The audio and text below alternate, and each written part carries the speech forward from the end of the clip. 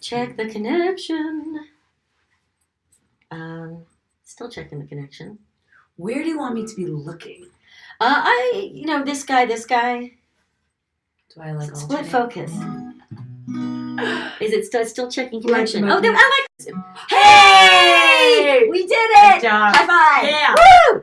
Hey, so I'm Sharon Glassman from Smile Songs here from the amazing Yasmin Sweets. To my left, your right, on the Tiny Bathroom Concert, our series of live performances and chats with positively creative people. Ooh. We have a theme song. I've gotten it wrong in every other episode, so we're going to try. Let's do it. I feel you're ready? Okay.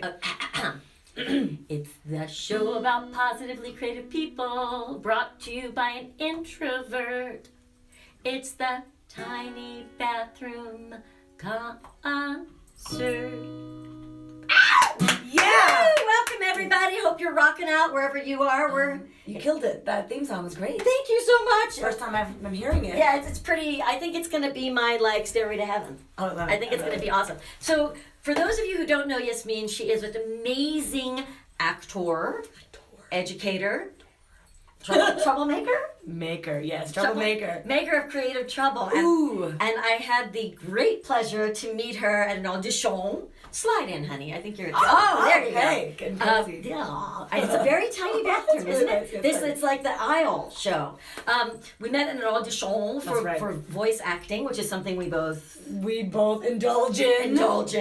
And we had this little instant repartee. I don't know if you remember, if this was just like the me cute moment for me. Was it the hair? I was Yes. like, oh man, I love your hair. Right. So curly. What'd you do? And I said, I got a cut in somewhere in Boulder County, and you said, what did you say? It was hilarious.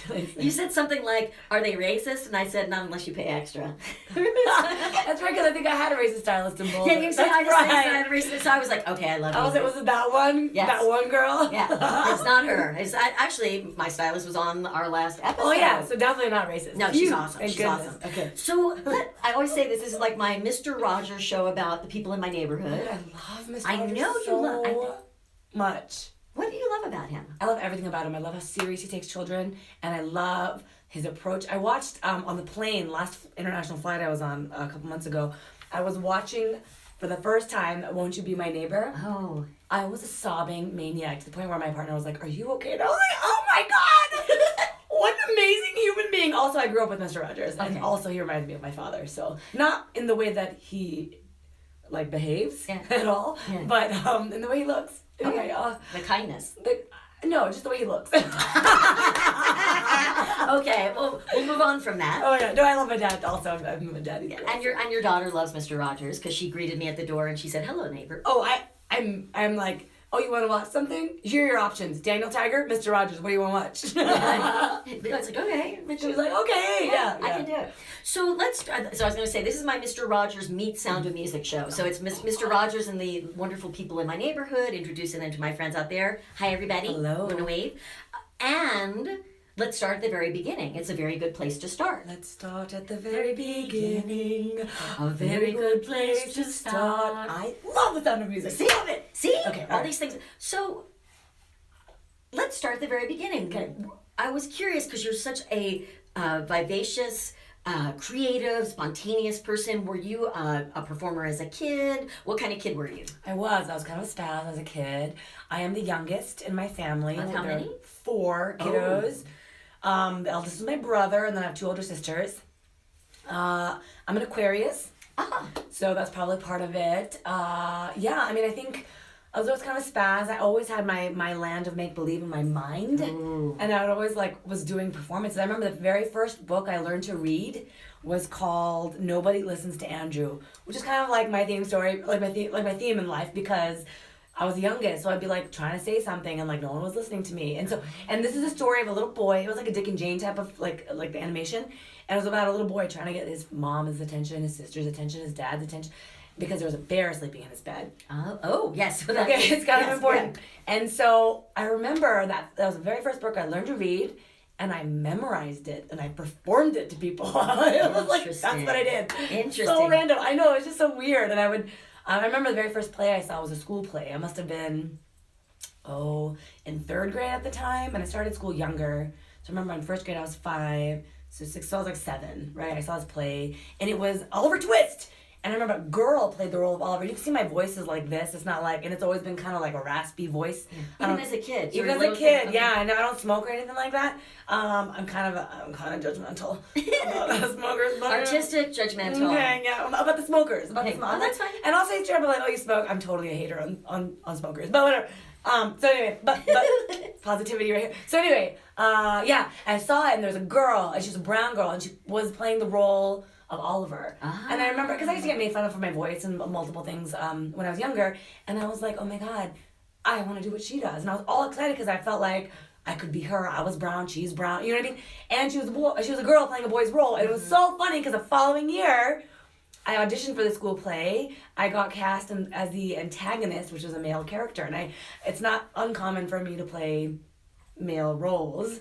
It's interesting because as I was growing up, I just get cast as a dude. But yeah, it was interesting. But anyway, yeah. So when I saw that, I remember I saw the school play, and I was like, "That's what I want to do." That's my future. Mm-hmm. And can we see you in that? God, I keep like. We'll squish. There we go. We'll share it. Oh, hey, there we go. Cozy. Yeah. Is that okay? I don't want to mush your No, space. I'm totally good. You're good. Aw, hey. So from an early age, you were like, this is what I want to do. You saw a positive role model or an inspiration. So great. And where did you go from there in terms of realizing your dream? I didn't know. So my family's from India. I was born in Pakistan, and we're Muslim. So what I would hear time and time again is Muslim girls don't act.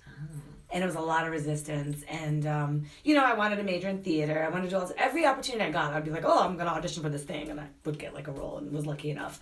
But it was never something I could like actually pursue. You know what I mean? Yeah, no, I'm Jewish girl, wanted to be like an author, performer. And they were like, no, you're going to be a lawyer. Right. Oh, those are the options. Lawyer, Yeah, like engineer, doctor. Yeah. Or marry one of those. Yeah, exactly. Like, what? My God, we're like sisters from yes. Right? Yes. So I feel like, okay, so elementary school, then junior high, and then high school. Then we moved to Colorado. I grew up in California in the Bay.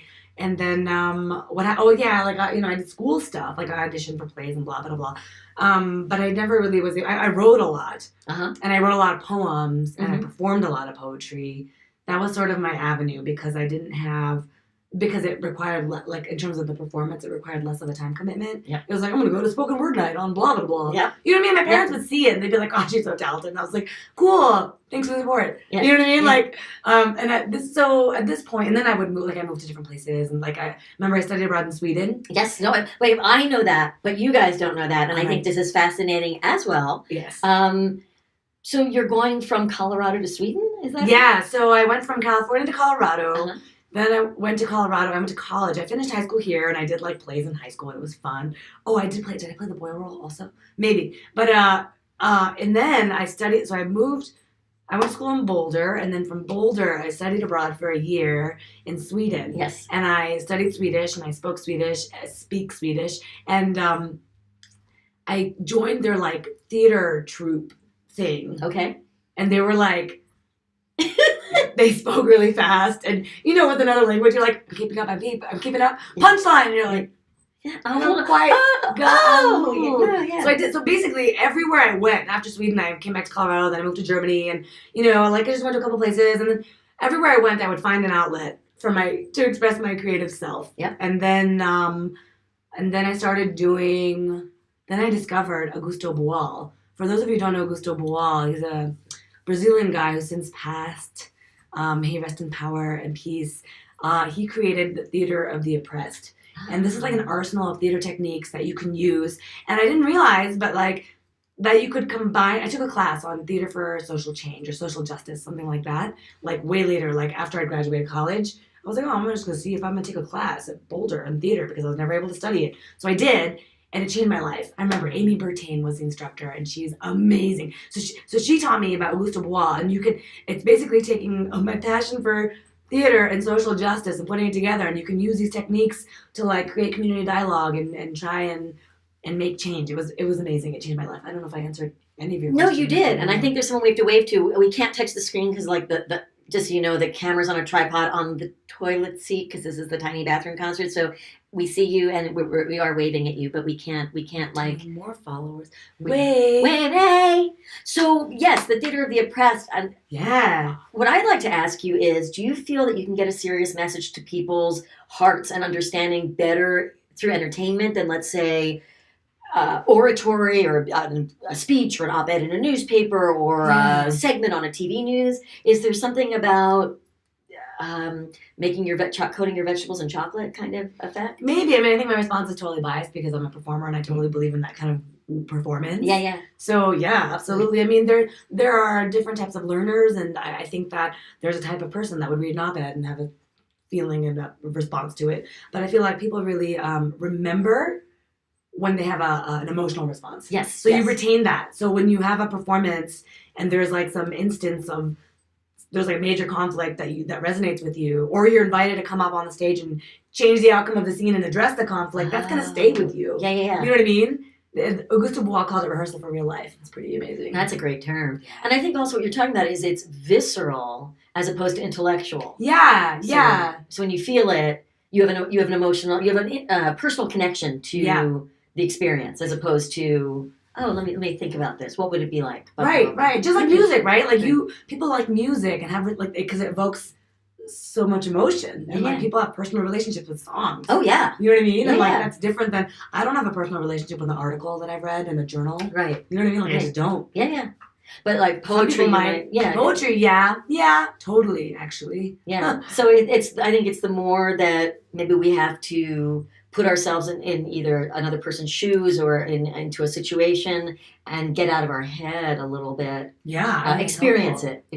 More experiential. Totally. Very cool. So what are you working on now, genius friend? Oh my gosh. What am I working on now? So I have a day job, which keeps me occupied. It's pretty awesome. Mm-hmm. I send students abroad for academic credit. Ooh. And, a transformative experience. So, and I'm also a mom to an amazing 3.5-year-old who's the greatest little human on the planet. She's really like, oh my God, so blessed. Hey.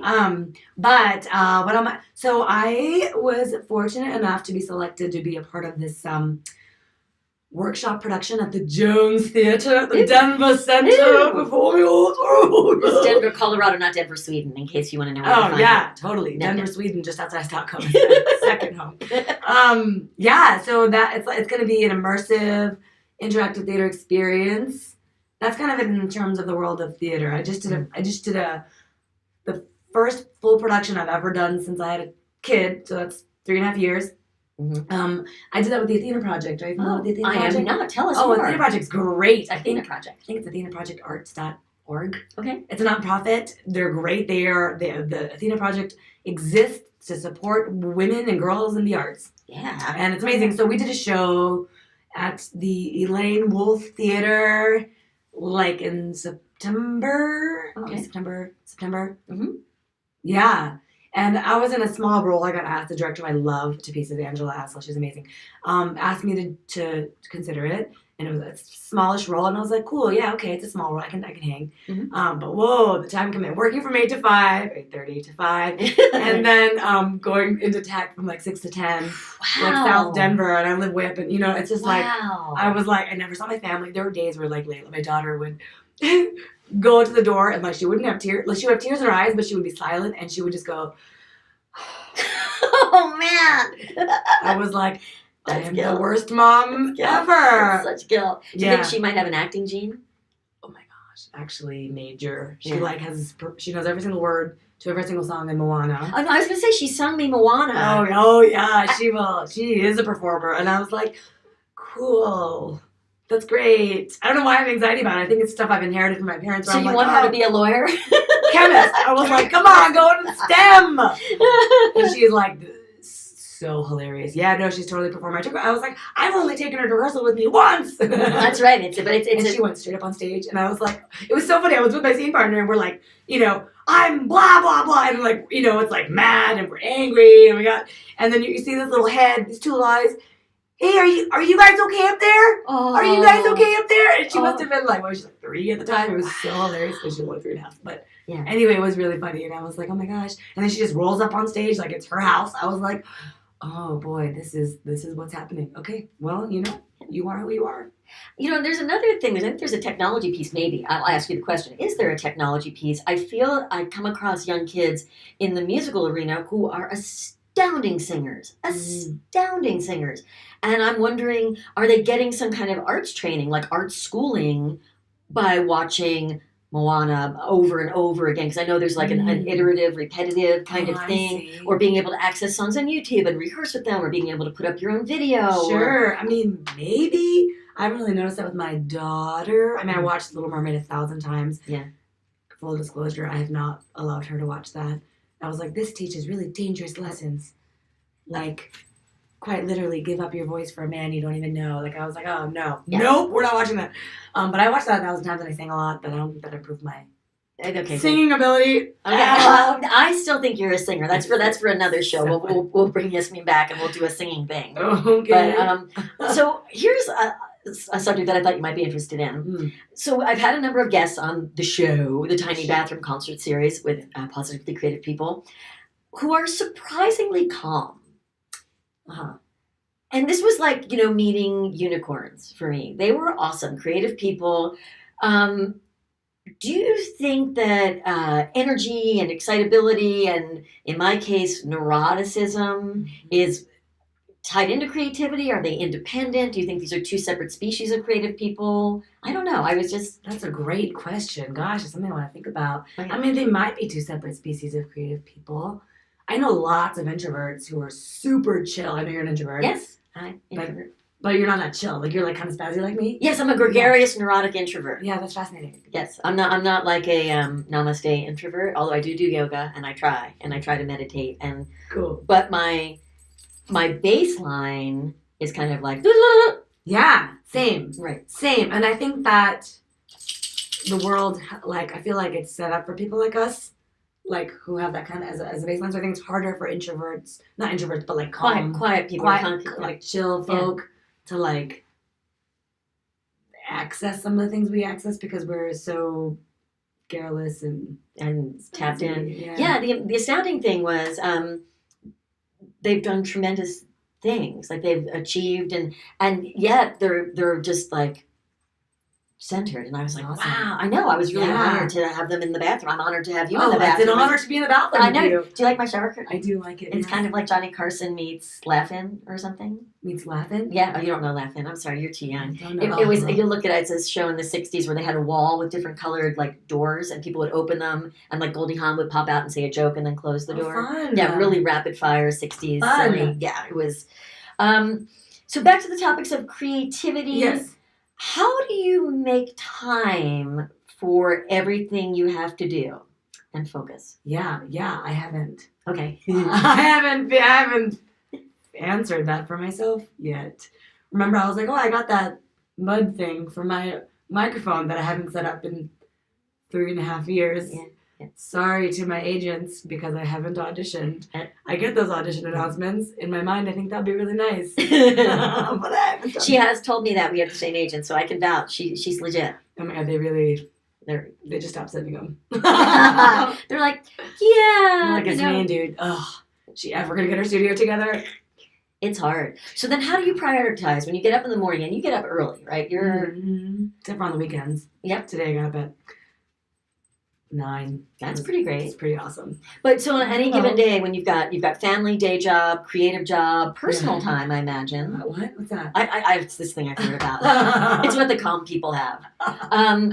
Is it a struggle? Do you just handle it as it comes in and sort of swap things as they... I think so. I think of something that stands out, like my friend the playwright that was like, hey, I'm doing something at the Jones. You want to do it? I was like, yep. Yes, I do. Okay, so there was a lot of negotiation with the spouse about the childcare. I think if I didn't have a toddler, things would be really different, because toddlers are a lot of work, and also you blink and they're grown. Right. And so I don't want to miss that. Right, I hear you. Oh. Speaking of toddlers. Hello, toddler. Hello. How are you?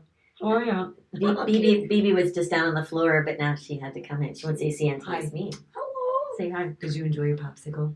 She had a chicken popsicle in the other room. So funny. Yeah, it's like so. It's hard about it's an forever challenge. Yep. For now. Do you think it adds to your creativity because you have to be so spontaneous and not overthink things and just go for it? Maybe. Okay. Do you know what I think it adds to? I think this air of unavailability sometimes makes people want you more. Yes. And I was like, that's weird, but I'll go for it. Like, I remember I went to did I tell you about the billboard audition? No. I went to the audition. I didn't realize it was for some gig that, like, it was a print gig that could put, one of my agents, thank you, sent me on this. And seriously, I was just going to make my agent happy. I was like, he must hate me. I'm going to roll up. I like quite literally changed my clothes in the car at a red light. There was a truck next to me. I was like, I'll pull it over. And I was like, that feels weird. Now I feel weird going into this audition. And it was for like healthcare. It was like some healthcare thing, like campaign. And then in the car, I'm doing my makeup. I'm like getting it all. And I like roll up. You know, I've got this ancient headshot. I was like, here you go. Sitting around waiting. And I was like, and I get back up there and I was like, hey, well, just wondering, like, I gotta be somewhere, so it's cool if you don't want me. It's cool. Like, it's fine. They're like, no, we'll see you. Go ahead, come on. And I was like, okay. Like, I did this quick, like, little audition. You know, I did this audition thinking, like, whatever. I'm just ticking a box. Being like, I did this. Don't be mad at me.